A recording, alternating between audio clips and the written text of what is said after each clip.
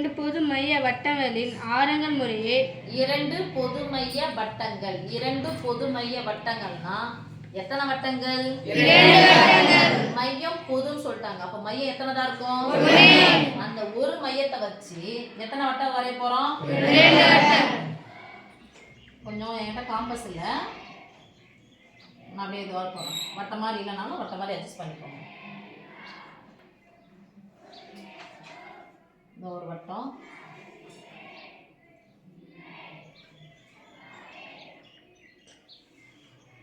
இதான் மையம்.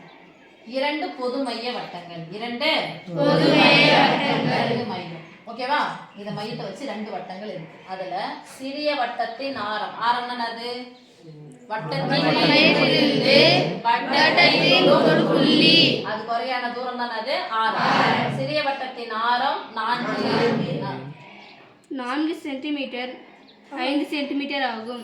4 சென்டிமீட்டர் இது, 5 சென்டிமீட்டர் பெரிய வட்டத்தின் ஆரம். ஒரு வட்டத்தின் நானானது மற்றொரு வட்டத்திற்கு தொடுகோடாக அமைந்தால் அவ்வட்டத்தின் நானின் நீளம் காண்க. ஒரு வட்டத்தின் நானானது, நான்னா கோடு, ஒரு வட்டத்துல ஒரு கோடு இருக்கு. இது மாதிரி ஒரு கோடுனா இன்னொரு வட்டத்துக்கு தொடுகோடு அமைதா? அப்ப தொடுகோடுனா அது இரண்டா? ஒரு வட்டத்தை தொடும் ஒரு புள்ளி, ஏதோ ஒரு புள்ளியில தொடுறது தான் பேரு தொடுகோடு. வட்டத்தின் வெளியே உள்ள ஒரு புள்ளியை தொடும் தொடுகோடு. இதனா ஒரு வட்டத்தை, இது நாலின் நீளம் வச்சுக்கன்னு ஏன்னா வட்டத்தை தொடுதா அப்படின்னு சொன்னா வெளியில தொடுதா? இப்ப இந்த வட்டத்துக்கு பார்க்கலாம், பெரிய வட்டத்துக்கு ஒரு 4 போட்டு பார்க்கலாமா? இங்க இருந்து இப்படி போறோம், ஒரு புள்ளியில தொடுற மாதிரி.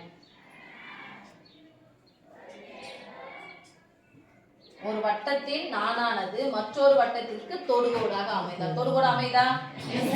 போட்டாலும் சரி, நீங்க இப்படி போட்டாலும் தான் ஓகே. ஆனா ஒரு புள்ளியில என்ன பண்ணா தொட்டுக்கணும். நிறைய புள்ள தொட மாதிரி போட்டோம்னா இதோ இப்படி இப்படி எப்படி வேணாலும் வரையலாம். ஓகேவா? ஒரு வட்டத்தின் நானானது, அந்த நானுக்கு பேர் என்ன வச்சுக்கலாம்? ஏபின்னு வச்சுக்கிட்டா ஏபின்னு வச்சுக்கிறேன். இதுக்கு வந்து ஒரு ஜீன்னு வச்சுக்கிறேன். மையப்புள்ளி என்ன பேர் வச்சுக்கிறேன்? ஜி இல்லையா? ஓனே வச்சுக்கிறேன்.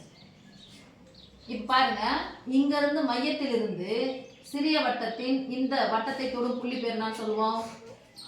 ஆரம். அப்ப சிறிய வட்டத்தின் ஆரம் எவ்வளவுன்னு சொல்லிட்டாங்க? 4 சென்டிமீட்டர். இந்த பெரிய வட்டத்தை வட்டத்தின் மீது ஏதோ ஒரு தொடு புள்ளி மையத்திலிருந்து என்ன சொல்லுவோம்? இதே என்ன சொல்லுவோம்? ஆரம். என்னது?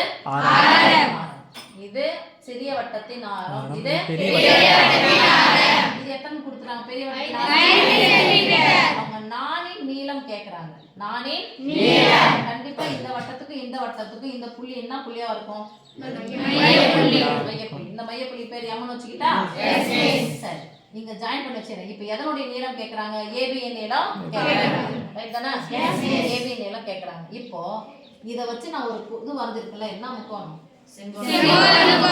செங்கோண முக்கோணத்துல 2 பக்கம் தெரியுது, 3வது பக்கம் தெரியல. என்ன தேற்றம் பயன்படுத்தணும்? சொல்லுங்க. பித்தாகரஸ் தேற்றப்படி. நீங்க எழுதணும், இந்த வார்த்தையை எழுதுனீங்கன்னா நல்லா இருக்கும். பித்தாகரஸ் தேற்றப்படி ஒரு செங்கோண முக்கோணத்தின் கர்ணத்தின் வர்க்கம் அச்சின் பக்கங்களின் வர்க்கங்களின் கூடுதலுக்கு சமம். இப்போ கர்ணம் கொடுத்துட்டாங்க, இதனுடைய வர்க்கம் என்ன? அப்போ 5 ஸ்கொயர் எவ்வளவு? 25. இத கூட்டனா இது கிடைக்கணும். அப்ப இதுல இருந்து இத கழிச்சா இது கிடைக்கும் தானே? ஆமா தானே?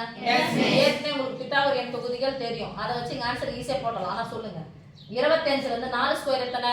25ல இருந்து 16 கழிச்சா எவ்வளவு? 9. எதனுடைய ஸ்கொயர்? அப்போ இந்த பக்க அளவு எவ்வளவு? 3. பித்தாகோரியன் தொகுதி எல்லாம் முதன்மை தொகுதி நமக்கு தெரியும். முதல் தொகுதினா அது 3, 4, 5. ஒரு பக்கம் 4, இன்னொரு பக்கம் 5. அப்ப இன்னொரு பக்கம் என்னவா இருக்கும்? சரியா?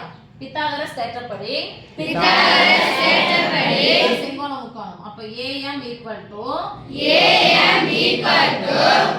இது 5 ன்னு சொன்னா இன்னொரு AM என்னவா இருக்கும்? 3.